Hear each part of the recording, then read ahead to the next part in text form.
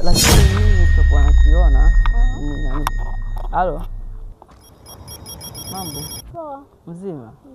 Mzima. Wow. Msichana mrembo sana. Unatabasamu nzuri. Asante. Na uzuri unachangia. Yeah, mimi nimempenda sana. Hata mimi pia. Yeye anafiga fulani hivi. Umeona?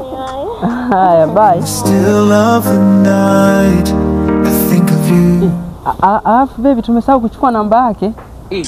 Unajua ni kazuri kadada. Jamani atakayekaoa yule ataenjoy.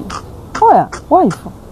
Hebu jishikilie wewe mtu mzima ovyo wewe. Hivi ngoja nikuulize swali. Kwa akili zako hasa timamu, yani mimi nimsifie mwanamke mwenzangu mbele yako ili weje? Wewe si ndio umesema yule ni mzuri na ni kweli. Nilikuwa nakupima tu nikuone akili zako zinaishia wapi. Mpumbavu mkubwa wewe. Yani unatembea na mimi mimi wewe ananiingia nini yule?